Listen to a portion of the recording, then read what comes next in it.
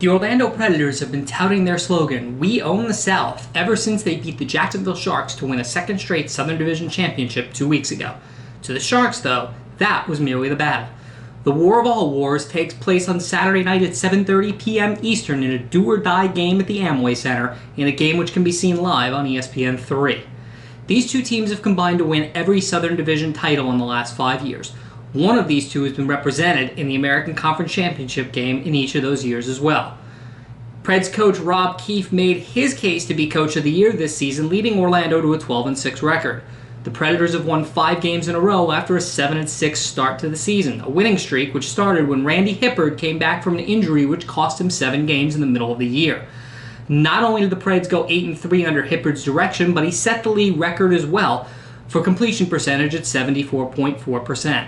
His 133.75 QB rating was the second best in league history. Brandon Tompkins set the Predators' all-time record for return yards and all-purpose yards this year, and if he gets in some open space, he's one of the most explosive players in the league. The stats for Hippard's other two main wideouts, Greg Carr and Larry Brackens, aren't that impressive, but these two mammoths could cause real problems for the undersized Jacksonville secondary. Orlando's defense hasn't been great this year, as the team ranks in the bottom third in the league in opposing quarterback rating, sacks, and points allowed per game.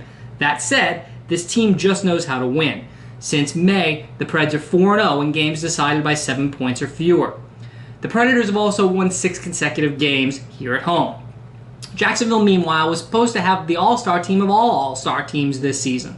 A total of 16 all-arena players were on the roster at the start of the year, and as many as 8 could end up being all-arena performers when the postseason awards are announced shortly. However, it didn't all go according to plan for the Sharks. They started off the season at 0-4, and they suffered some tremendous losses along the way to teams like Portland and Tampa Bay. Statistically, Jacksonville is everything you'd want it to be. Tommy Grady threw for 4,660 yards and 95 touchdowns. Joe Hills and Tiger Jones combined to haul in over 3,600 yards of passes to go with 70 scores. Hills has scored a touchdown in 52 consecutive games, tied for the second most in AFL history. The offensive line for the Sharks allowed just 8 sacks all year long, while Derek Ross rumbled for 33 touchdowns. Jacksonville, though, has a tendency of falling apart when things start to go poorly. The team allowed at least 20 consecutive points in 6 different games this season. However, when the Sharks are good, they are awesome. They beat the top-seeded Seoul in 2 out of 3 games this year, and they dominated this same Orlando team in June.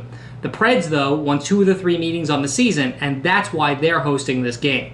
Sharks coach Les Moss is clearly on the hot seat in this one. There's much speculation that losing this game will see the only coach in Sharks history get dismissed. The Sharks are 5-3 in the postseason all-time, including splitting games in 2010 and 2011 against Orlando. The Predators are 24-19 in their history in the playoffs, though this is only the second home game they've played in the second season since 2006.